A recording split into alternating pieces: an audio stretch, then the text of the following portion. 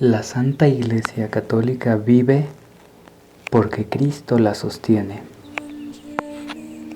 Cuando Dios dice a Abraham que destruirá Sodoma por ser un pueblo lleno de pecado y maldad, perverso y rebelde, Lot, pariente de Abraham, vivía ahí.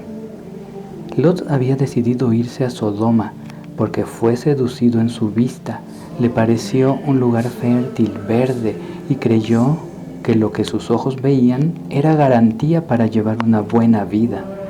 Pero los habitantes de aquel lugar eran oscuros y perversos. No todo lo que vemos es como parece, no todo es bueno.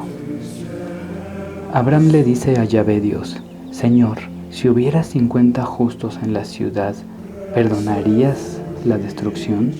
Y Dios le dice: por amor a los 50, perdonaría a toda la ciudad. Pero Abraham sabe que no hay justos ahí. Entonces Abraham hace la misma petición a Yahvé y va disminuyendo el número de los supuestos justos que podrían habitar Sodoma: 45, 30, 20, 10, 5, hasta llegar a 1. Abraham sabe que no hay justos ahí. El mensaje importante que Dios nos da aquí es que si existen 1 o 2 justos, Él da oportunidad de salvación a una familia entera, que por amor a aquellos justos, Dios perdona, incluso a un pueblo, a una nación. ¿Pero qué es un justo a los ojos de Dios? Justo para Yahvé Dios es aquel que se ajusta a la medida de ser de Dios mismo, es decir, aquel que vive una conversión diaria y verdadera, el que ama la santidad y rechaza el pecado. Es el que ajusta su pensamiento a la forma de pensar de Jesucristo, el que tiene fe para la vida eterna. Es quien hace por amor las obras de misericordia. Justo es quien contempla por la fe a Jesucristo crucificado, resucitado y en el Santísimo Sacramento del altar. Somos cristianos, pero aunque lo seamos, nuestra familia o parte de ella puede que esté viviendo dentro de una Sodoma espiritual, es decir, viven alejados de la gracia de Dios, o puede que vivan en un Egipto espiritual como esclavos del pecado y del placer temporal. Y Dios dice: por amor del que es justo, no los destruiré, porque aunque Cristo murió por todos, no todos se salvan, porque muchos prefieren seguir viviendo en el pecado. ¿Cómo se hubiera salvado Sodoma? Hubo otra ciudad, Nínive, que también vivía alejada de Dios y fue sentenciada a la destrucción. Pero ellos sí escucharon el mensaje de Yahvé. Jonás el profeta fue de mala gana a anunciar el castigo si no se arrepentía Nínive. Los habitantes de esta ciudad no se fijaron en la actitud del mensajero, sino en el mensaje, y se arrepintieron e hicieron penitencia y fueron perdonados por Dios.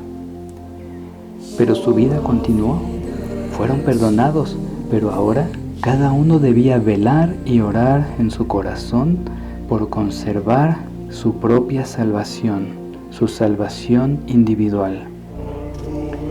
Nuestras familias son perdonadas, pero cada uno es responsable de su fe de manera personal y a la vez formamos parte de un solo cuerpo que es la Iglesia.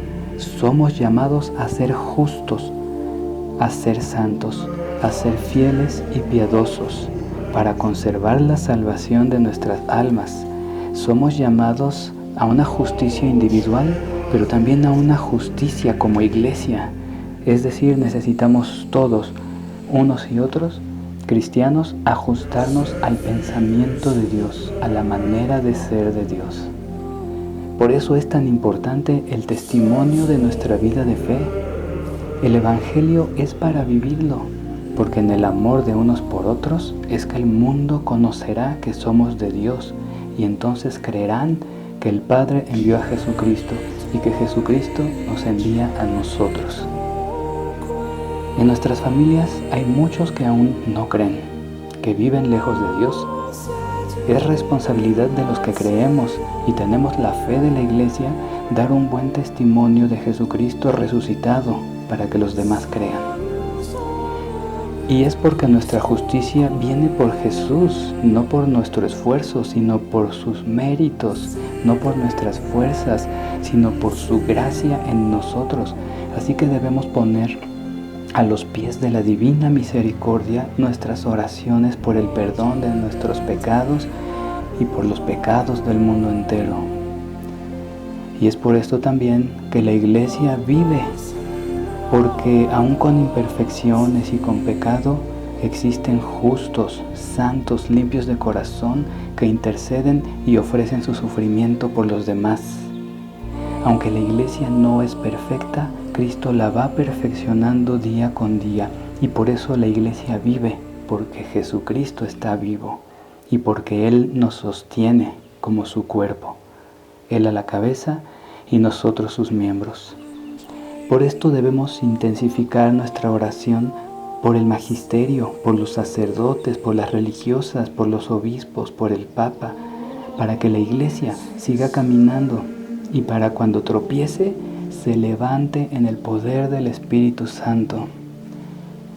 Así como pedimos y rezamos por nuestros familiares, también debemos orar y pedir por toda la Iglesia de Jesús, que también es nuestra familia espiritual en cierto modo, aunque el término familia no sería tan exacto, sino más bien somos una misma cosa, debemos ser un mismo cuerpo, pero podemos tomar el ejemplo de la oración por nuestra familia para rezar por la Iglesia. Y por eso debemos salir del sistema de vida del mundo de pecado, pero debemos seguir viviendo entre los nuestros como embajadores de Jesucristo, anunciando el querigma a todos. Jesús dijo: están en el mundo, pero no son del mundo. Yo los envío como ovejas en medio de lobos. Pero no somos ovejas indefensas. Cristo es nuestro buen pastor que nos cuida, nos guía, nos defiende y nos exhorta. La Iglesia está siempre expuesta a los ataques del demonio, pero Jesús dijo que ni el mismo infierno podría destruir a su Iglesia, que es el cuerpo místico de Cristo en la tierra y en el cielo. Como creyentes, somos participantes en el camino de salvación de nuestra familia y de la Iglesia, dando buen testimonio de Jesús y participando apostólicamente con nuestra oración. Y la fuerza para cumplir esta misión está en participar en la Santa Misa, rezando el rosario y aprendiendo a defender nuestra fe con caridad. La Iglesia vive porque Cristo la sostiene en medio de la oscuridad. La Iglesia vive porque aunque está en medio de Sodoma, tiene justos que reconocen su gran necesidad de la misericordia del Señor, piden perdón y se consagran a Él. No somos justos por nosotros mismos, sino por la infinita misericordia y por la justicia de Dios, por los méritos de Jesús en la cruz.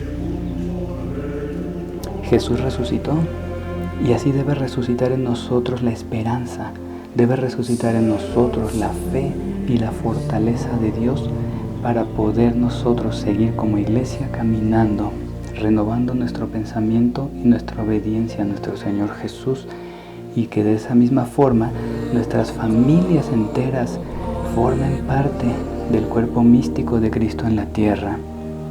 Es el momento en que debemos nosotros tomar muy en serio nuestro ser Iglesia, nuestro ser cuerpo místico de Cristo, y llevar a nuestras familias con nosotros. Así como Moisés le dijo al faraón: no podemos ir solos, nada más los hombres, a adorar a Dios y regresar a Egipto. Tenemos que ir con todas nuestras familias, con todo lo que es nuestro. Y todo el pueblo de Israel salió de Egipto.